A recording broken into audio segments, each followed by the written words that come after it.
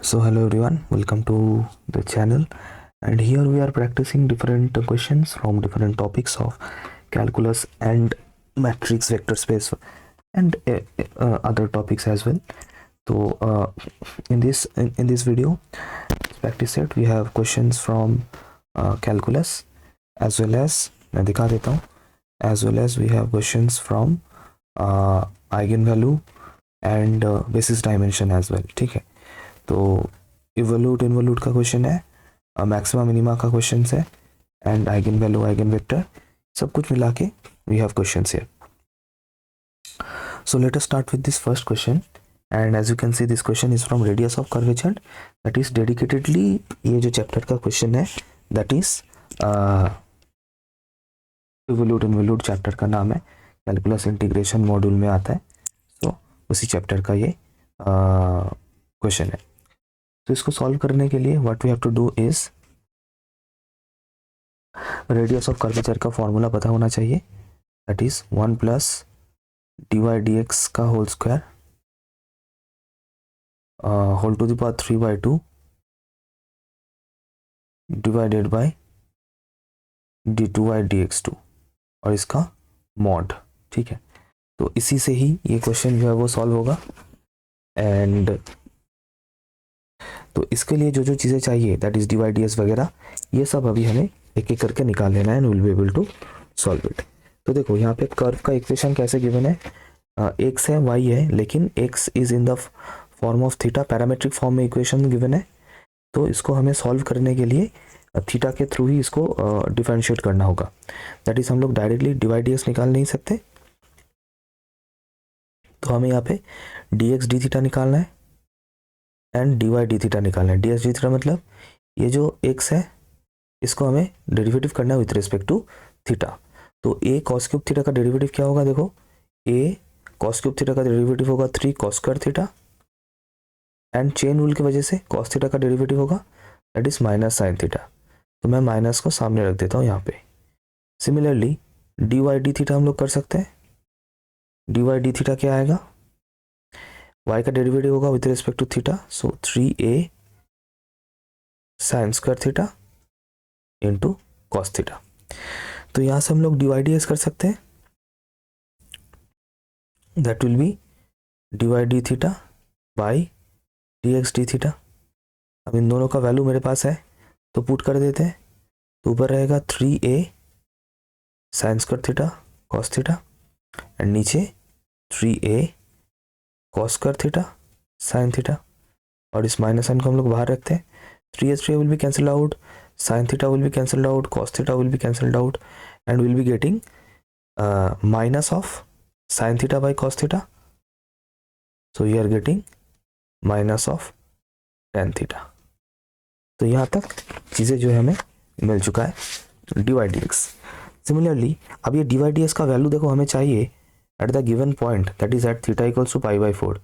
ये मैंने हमेशा बताया है कि ये radius of curvature evolute involute वगैरह ये हमेशा कोई ना कोई क्वेश्चन में पॉइंट मेंशन रहेगा जहाँ पे हमें इसको निकालना है. So dy dx at theta is equals to π/4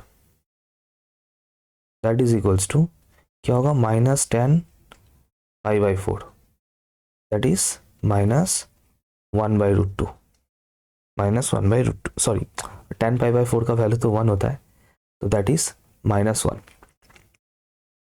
अब हमें d2y dx2 निकालना है ना, सेकेंड ऑर्डर डेरिवेटिव. अब इसको हम लोग फिर से विथ रिस्पेक्ट टू x ऐसे मैं लिख लेता हूँ पहले.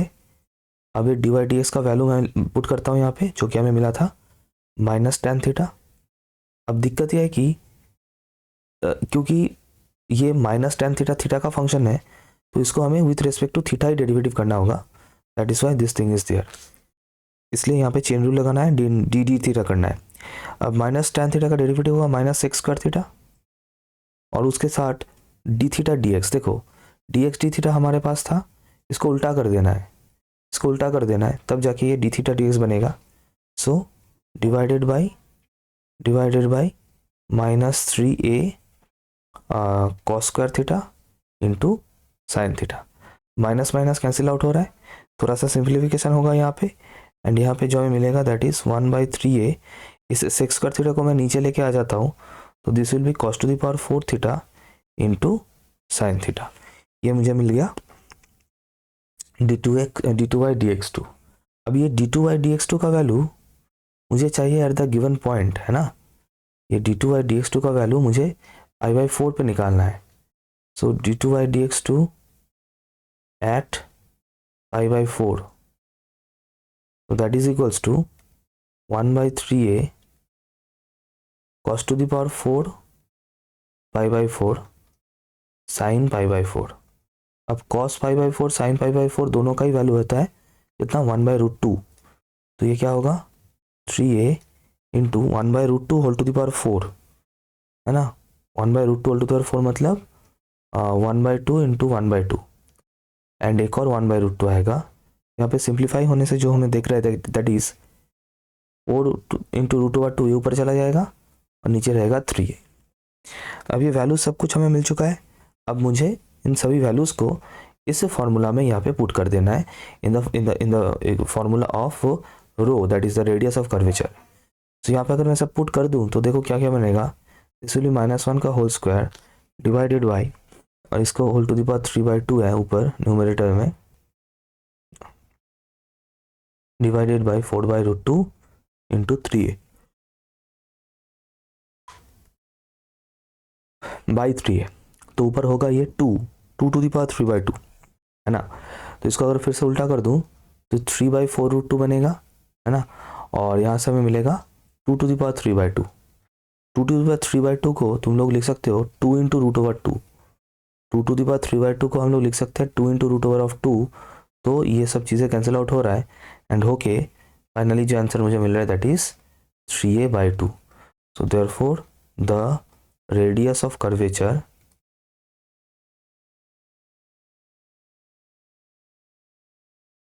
Is equals to 3a/2। ये हो गया आंसर, ठीक है।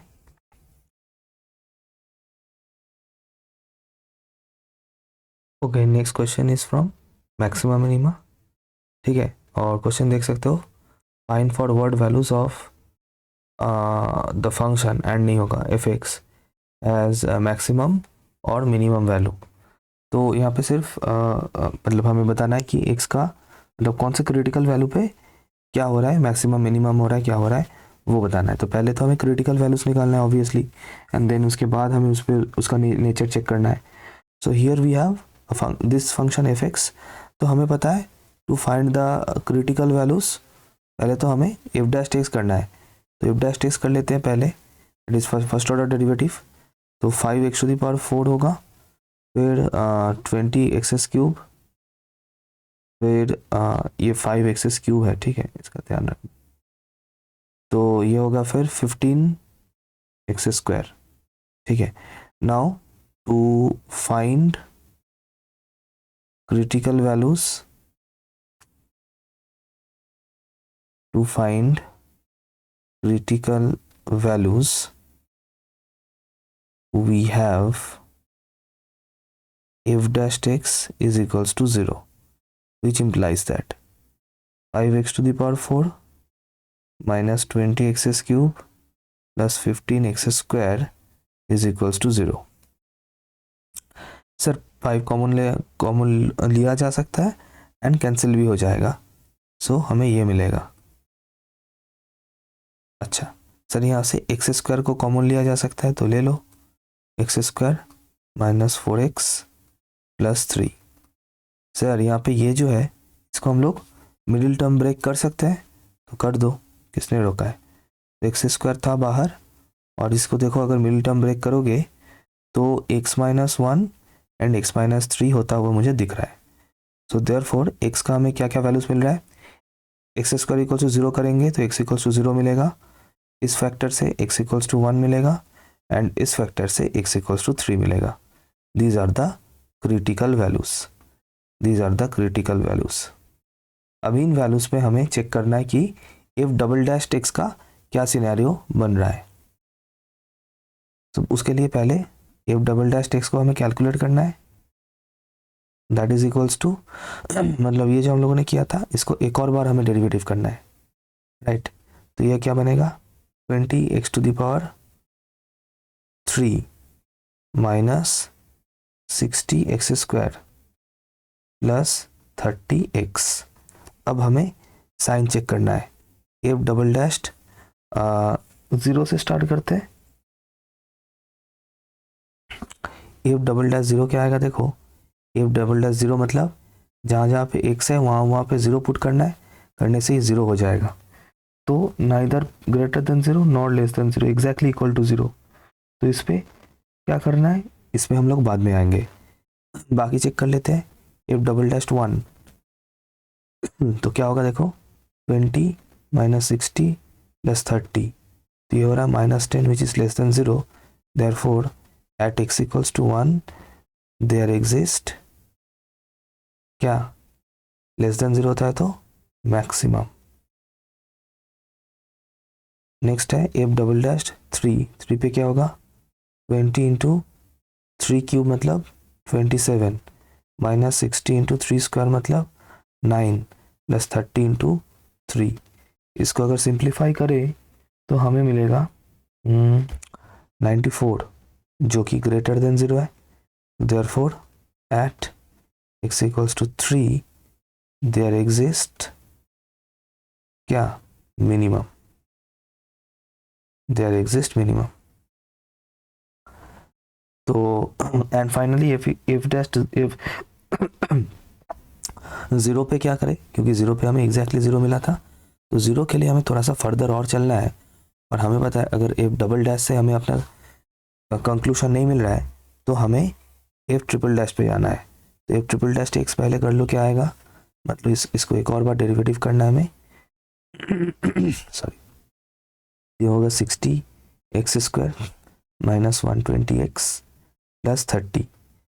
अब एफ ट्रिपल डैश 0 पे चेक करो कितना हो रहा है, सर ये 30 होगा जो कि ग्रेटर देन 0 है। तो यहाँ पे पॉइंट हमें याद रखना है कि क्योंकि हमें एक सेकेंड, फिलहाल ग्रेटर देन 0 इंपॉर्टेंट नहीं है, नॉट इक्वल टू 0 इंपॉर्टेंट है, क्योंकि हमें third that is odd degree पे हमें वैल्यू जो है वो नॉन ज़ीरो मिला है। तो दैट इज़ वाई जो कंक्लूजन हमें मिलता है from the theorem of maximum minima, जो कि मैंने मैक्सिमम मिनिमा का जो डेडिकेटेड वीडियो है उसमें भी मैंने डिस्कस किया है कि there is neither maximum not minimum at x equals to 0।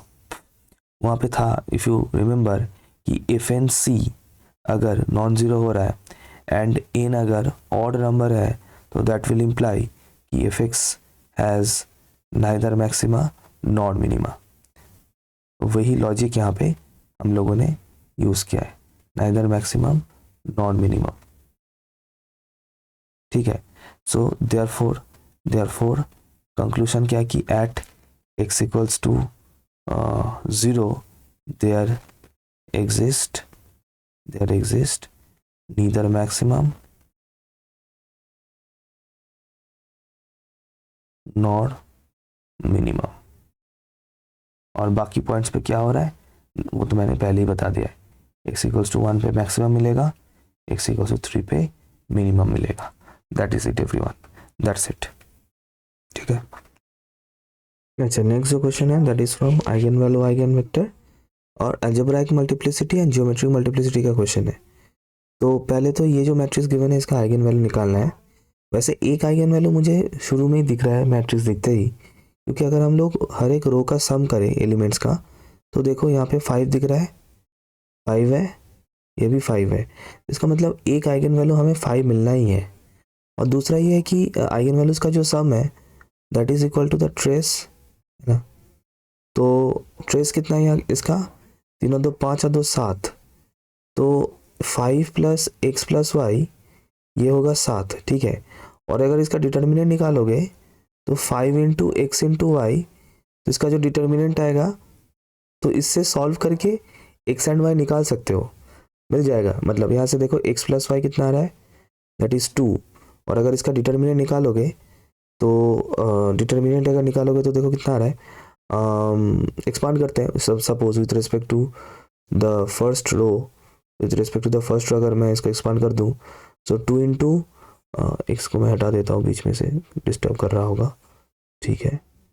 ठीक है, तो 2 इंटू 3 इंटू 2 6 माइनस 2 मतलब 4, फिर माइनस 2 इंटू 2 माइनस 1 और फिर 1 इंटू 2 माइनस 3। तो इसको करने से 8, यहाँ से 2, यहाँ से -1, सो ये आ रहा है 5। हाँ, तो डिटर्मिनेंट आ रहा है 5। ठीक है, तो इसका मतलब 5xy इक्वल्स टू 5 मतलब x into y equals to 1। ठीक है, तो इसका मतलब x एंड y दोनों 1 एंड 1 ही होगा। तो इसका मतलब the eigen values of this matrix are 1, 1, 5। तो ये तो डेफिनेटली एक तरीका है आइगन वैल्यूज निकालने का। अगर अच्छा लगे, ये एक बहुत बेहतरीन टेक्निक पता चले, अगर लग रहा है तो इसको एक लाइक ज़रूर करना। प्रॉपर्टी से भी हम लोग ऐसे सॉल्व कर सकते हैं। अदरवाइज जो ट्रेडिशनल टेक्निक है वो तो है ही, वो मैं दिखाऊंगा, लेकिन ये तभी पॉसिबल है अगर हर रो का सम, दैट इज़ कॉल्ड रो सम, अगर सेम आ रहा है तो तब जाके ये पॉसिबल है, अदरवाइज ये तो मुमकिन नहीं हो पाएगा। तो ये तो एक हो गया। हम लोग इसको वेरीफाई करेंगे कि हम लोग का कैलकुलेशन सही हुआ कि नहीं, क्योंकि नाउ अब जो ट्रेडिशनल टेक्निक है द कैरेक्टरिस्टिक इक्वेशन, उससे हम इसको सॉल्व करेंगे। कैरेक्टरिस्टिक इक्वेशन इज क्या होगा, 2 minus lambda 2 1 1 3 minus lambda 1 1 2 2 minus lambda equals to 0। तो इसको एक्सपांड करना है, तो एक्सपांड करके हमें इसका कैरेक्टरिस्टिक इक्वेशन बनाना है, फिर इसको सॉल्व करके लैम्डा का वैल्यू मिलेगा जो कि 115 भी मिलेगा। तो इसको इस तरीके से कर सकते हो, और ये होगा -2, फिर -2 इंटू ये होगा 2 माइनस लैम्डा -1, और फिर होगा 1 into 2 minus 3 plus lambda equals to 0। तो यहाँ से क्या मिल रहा है, दैट इज 2 माइनस लैम्डा, और इस ब्रैकेट के अंदर मुझे दिख रहा है 6 प्लस लैम्डा स्क्वायर, और यहाँ से मिलेगा -5 लैम्डा -2 और यहाँ से मिलेगा -2 प्लस 2 लैम्डा, यहाँ से मिलेगा -1 प्लस लैम्डा इक्वल्स टू 0।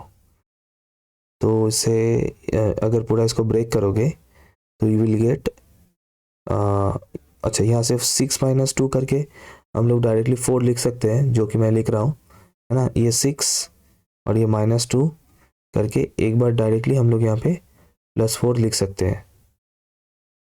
ठीक है, तो इसको अगर अभी सिंप्लीफाई करोगे सो यू विल गेट, देखो कितना आ रहा है, 8 आएगा ये, this will B 2 lambda square -10 lambda -4 lambda lambda cube minus into minus +5 lambda, यहाँ पे है -3 एंड +3 लैम्डा, यहाँ पे फिर से कुछ चीज़ें कैंसिल आउट होगा, minus lambda cube +2 lambda square, और कोई दूसरा लैम्डा वाला टर्म तो नहीं दिख रहा है,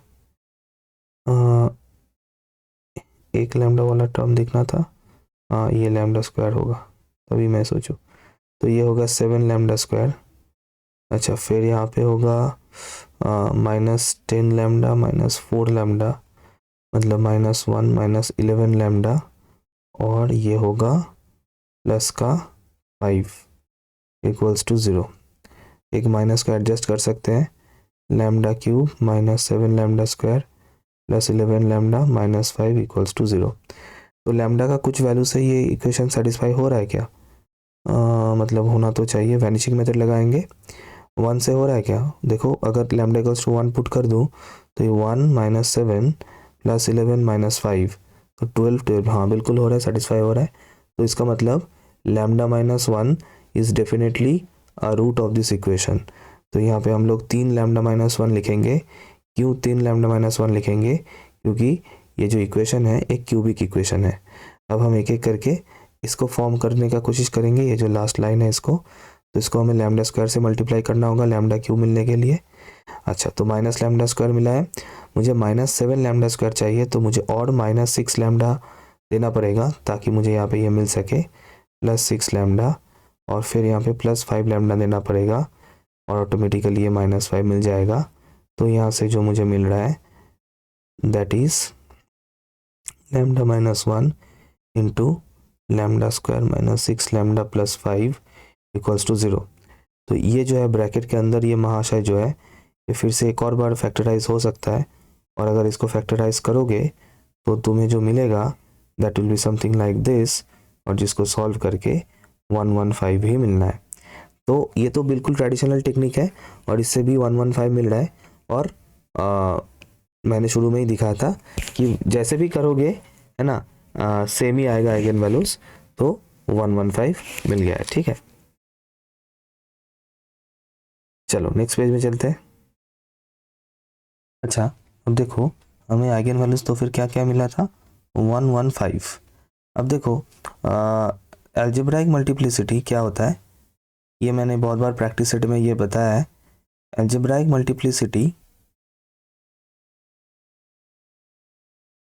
of 5 is equals to how many time 5 occurs. तो 5 कितना टाइम्स हमें यहाँ पे मिला है सर, एक ही बार मिला है। तो the algebraic multiplicity is 1 and geometric multiplicity is always less than equals to algebraic multiplicity. ये प्रॉपर्टी हमेशा याद रखना। तो therefore geometric multiplicity of 5 is also equals to 1, क्योंकि जीएम जो है वो नेगेटिव नहीं हो सकता, जीरो नहीं हो सकता, ऑब्वियसली 1 या 1 से ज़्यादा होगा। और अगर ये एम से कम होना है जो 1 है,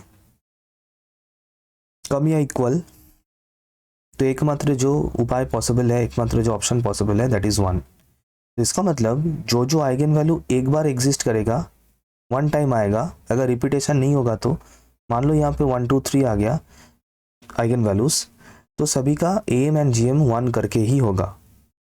हमें अलग से जियोमेट्रिक मल्टीप्लिसिटी निकालना है अगर कोई आइगन वैल्यू रिपीट हो रहा है तो, जैसे कि यहाँ पे जो आइगन वैल्यू है 1 जो कि रिपीट हो रहा है 2 टाइम्स, तो उसके लिए हमें अलग से जियोमेट्रिक मल्टीप्लिसिटी कैलकुलेट करना है। Otherwise algebraic multiplicity of 1 is equals to 2, क्योंकि 2 टाइम्स इट इज ऑकरिंग, 2 बार ऑकर किया है, 2 बार मिला हमें, 1 बार 2 बार। तो इसका जियोमेट्रिक मल्टीप्लिसिटी हमें निकालना है, और वो निकालने के लिए जो चीज़ हमें करना है दैट इज हमें आइगन वेक्टर निकालना है कॉरेस्पॉन्डिंग टू 1, ठीक है। तो वो कैसे होगा देखो, so late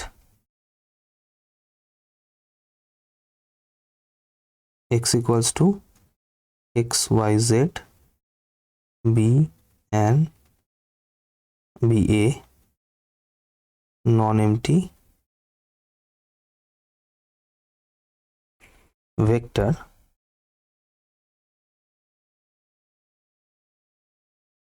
such that ax equals to lambda x, that is ax equals to, अच्छा लैम्डा कितना है, लैम्डा मतलब आइगन वैल्यू किसके लिए हम लोग कर रहे हैं, और lambda equals to 1, so 1 into x.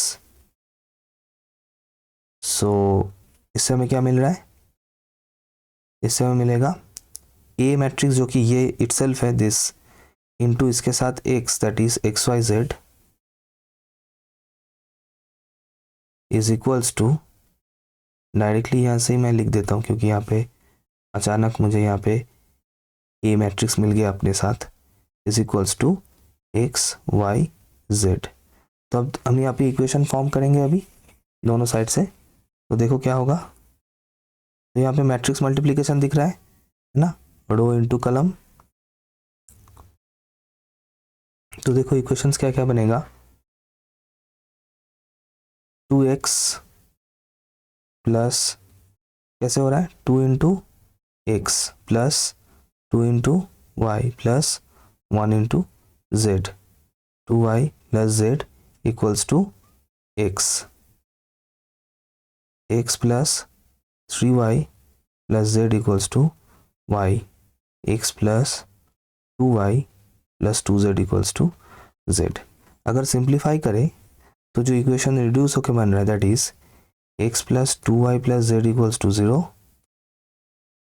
और इससे क्या बनेगा, x plus 2y plus z equals to 0, इससे क्या बनेगा, x plus 2y plus z equals to 0। इसका मतलब कुल मिला के तीनों से मुझे एक ही इक्वेशन मिल रहा है, दैट इज दिस वन। और इससे मैं लिख सकता हूँ suppose x equals to minus 2y minus Z. तो इससे मेरा x मैट्रिक्स क्या बनेगा, देखो, so therefore x is equals to, x क्या था, क्या लिया था मैंने, ये रहा एक्स वाई जेड है ना। तो x को मैं x की जगह पे मैं लिख सकता हूँ 2 minus 2y minus Z Y Z. अब देखो मैं यहाँ से y कॉमन लूँगा, कैसे कॉमन ले रहा हूँ, देखो फर्स्ट जो कंपोनेंट है y के साथ क्या मल्टीप्लाई है, -2। सेकेंड जो कंपोनेंट है y के साथ 1 मल्टीप्लाइड है।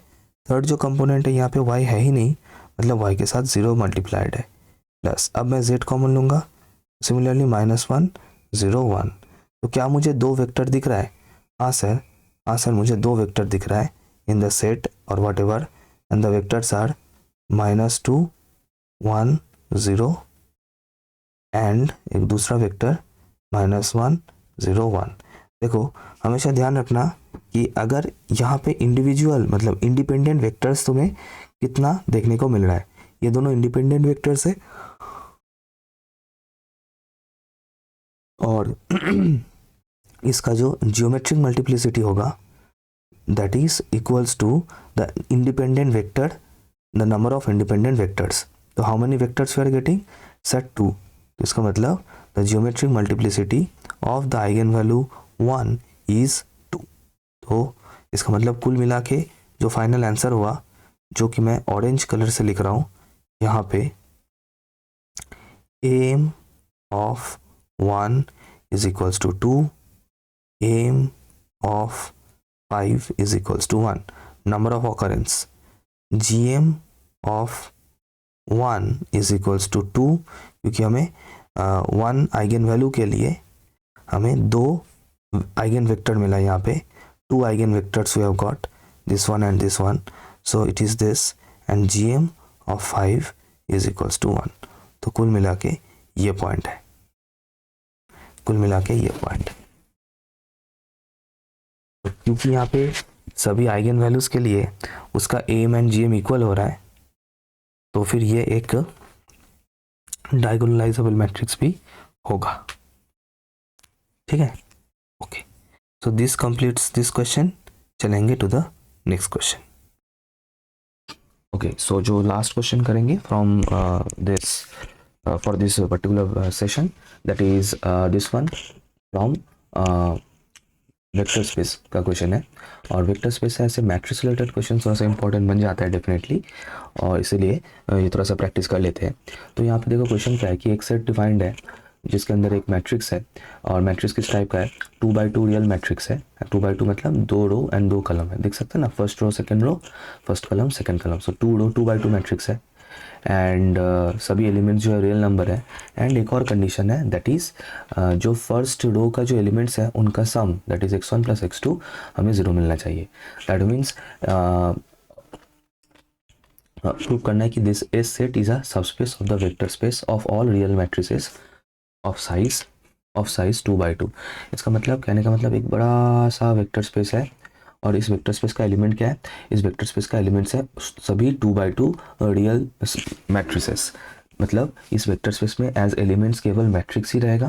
किस टाइप का मैट्रिक्स रहेगा, जो कि 2x2 ऑर्डर का है, एंड जिनका एलिमेंट्स जो है रियल नंबर है, कोई भी इमेजिनरी नंबर आई वगैरह हमें देखने को नहीं मिलना चाहिए। और इस वेक्टर स्पेस के बीच में, इस वेक्टर स्पेस के अंदर एक छोटा सा सबस्पेस है एस, और इसी एस यहाँ पे डिफाइन किया गया है।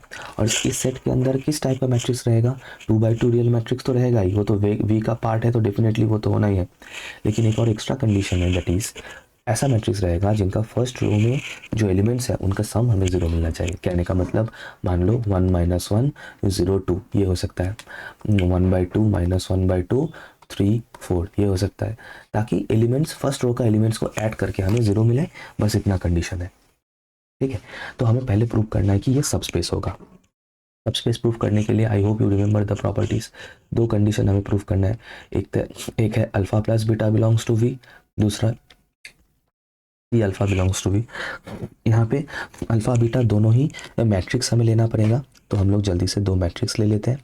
तो solution let A equals to A1 A2 A3 A4 belongs to S, B equals to B1 B2 B3 B4 belongs to S implies that अगर ये इस अच्छा ओ सॉरी इसके पहले एक और लाइन यहाँ पे लिखना होता है, चलो मैं उनको ऐड कर देता हूँ।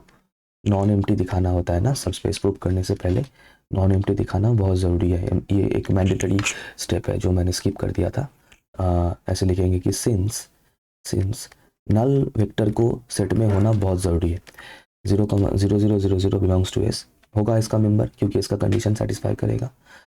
सो एस इज नॉन एम्प्टी। अब इसके बाद दो एलिमेंट्स उठाओ एंड उनके बाद प्रॉपर्टीज चेक करो, लेकिन पहले नॉन एम्प्टी दिखा लेना एंड वो भी 0,00 को एग्जिस्ट करवा के, ये ज़रूरी है। तो अब जो हम कर रहे थे दैट इज, अगर ये इसका मेंबर है तो इसका कंडीशन सेटिस्फाई करेगा, तो हमें मिलना चाहिए A1 + A2 = 0। अगर ये भी इसका मेंबर है तो ये इसका कंडीशन सेटिस्फाई करेगा, तो हमें मिलना चाहिए B1 + B2 = 0। ठीक है, अब हमें चेक करना है कि टारगेट क्या है कि A + B इसका मेंबर होगा कि नहीं, ये हमें चेक करना है। राइट, तो मैट्रिक्स को ऐड कर देते हैं, इन दोनों मैट्रिक्स को। मैट्रिक्स एडिशन कैसे होगा, component wise, A1 + B1 A2 + B2 A3 + B3 and A4 + B4। Question है क्या ये इसका मेंबर है? हाँ सर ये इसका मेंबर है। क्यों? सिंस कंडीशन क्या होना चाहिए, कंडीशन ये होना चाहिए इसका मेंबर होने के लिए कि इनका सम मुझे 0 मिलना चाहिए। Since A1 + B1 + A2 + B2 equals to, इसको थोड़ा सा रीअरेंज कर देता हूँ, A1 + A2 कर देता हूँ प्लस, और B1 B2 को साथ में रखते हैं, B1 + B2 is equals to, अब सर ये भी 0 था एंड ये भी 0 था according to our assumption, so 0 + 0 = 0। So definitely ये इसका मेंबर है, हो गया। एंड इसके साथ एक और लाइन में ऐड कर देना, and AI + BI belongs to R। Real number भी होगा डेफिनेटली, अगर A1 A2 B1 B2 वगैरह ये सब रियल नंबर्स है तो इनका सम भी रियल नंबर होगा। दूसरा कंडीशन जो हमें चेक करना है दैट इज C अल्फा वाला। So let C belongs to R be any real number, so C × A equals to C × अब A क्या था, A1 A2 A3 A4। अब मैट्रिक्स के बाहर अगर एक नंबर है और उसको अगर मुझे मैट्रिक्स में मल्टीप्लाई करना है, तो हमें पता है वो सभी एलिमेंट्स के साथ मल्टीप्लाइड हो जाता है।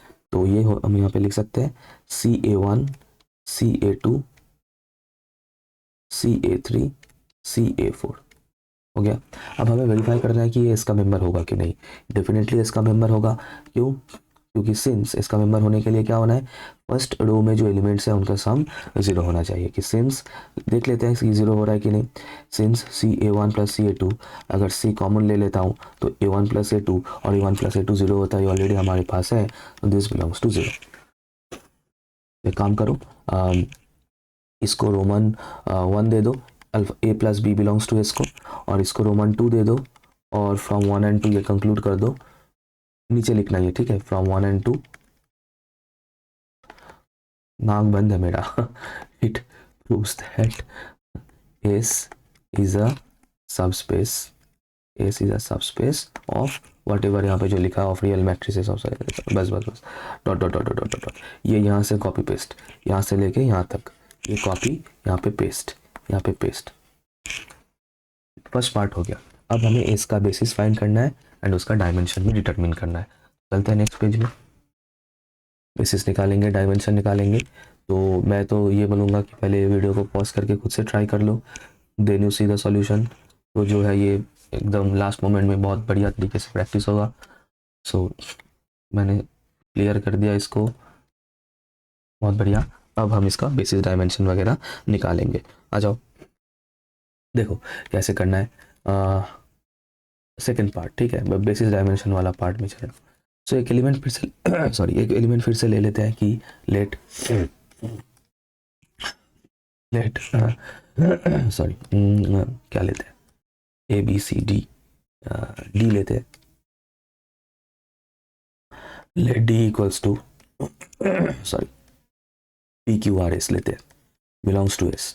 अगर ये इसका मेंबर है तो this should satisfy, so therefore we should have, therefore we must have क्या मिलना चाहिए कि p plus Q equals to 0 मिलना चाहिए। और यहाँ से मैं क्या लिख सकता हूँ, p equals to minus Q. So therefore d equals to, so d को हम लोग क्या लिख सकते हैं, p की जगह पे अगर मैं माइनस क्यू लिख दिया, q r s। अब कॉमन लेना है, ये मैं बहुत बार बता चुका हूँ, बेसिस बनाने के लिए बस कॉमन लेना होता है, बाकी ऑटोमेटिक हो जाएगा। तो अगर मैं q कॉमन ले लूँ इस मैट्रिक्स से, तो देखो ये जो फर्स्ट एलिमेंट है यहाँ पे q के साथ क्या मल्टीप्लाइड है सर, -1। सेकेंड एलिमेंट है q के साथ क्या मल्टीप्लाइड है, 1। यहाँ पे q के साथ क्या मल्टीप्लाइड है, q का टर्म ही नहीं है, मतलब q के साथ 0 मल्टीप्लाइड है। इसमें भी सेम, q के साथ कुछ मल्टीप्लाइड नहीं है, मतलब है नहीं, तो उसका मतलब 0 मल्टीप्लाइड है। फिर मैं r को कॉमन लेता हूँ, r देखो फर्स्ट एलिमेंट में 0 0, सिर्फ यहाँ पे 1 आएगा, यहाँ पे 0। फिर s कॉमन लेता हूँ, फिर देखो 0 0 0 1। तो 3 मैट्रिक्स दिख रहा है तुम्हें, हाँ ये तीनों मैट्रिक्स से ही तुम्हें अपना बेसिस सेट बनाना होगा। तो हम लोग क्या लिख सकते हैं नेक्स्ट लाइन में, sorry let w equals to, और इस w में इन 3 वेक्टर को रखेंगे, -1 1 0 0 कॉमा 0 0 1 0 कॉमा 0 0 0 हो गया। नाउ अब देखो ये w एक बेसिस सेट है कि नहीं, ये चेक करने के लिए हमें 2 कंडीशन चेक करना है, कि w सेट लीनियरली इंडिपेंडेंट है कि नहीं, and w set spans s की नहीं। W स्पैन्स S, ये और ये दोनों चेक करना है। स्पैनिंग वाला तो इसी से ही पता चल रहा है, तो स्पैनिंग को लेके कोई ऐसा प्रॉब्लम नहीं है।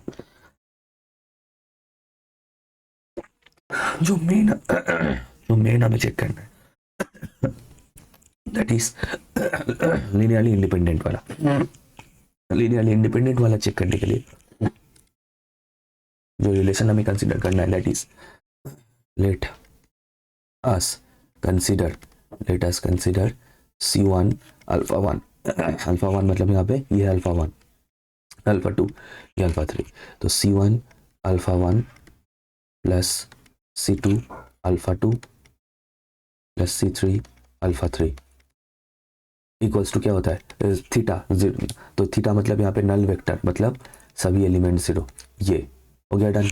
अब देखो यहाँ से इक्वेट करके तुम्हें 4 इक्वेशंस मिलेगा। अच्छा नेक्स्ट पेज में चलते हैं।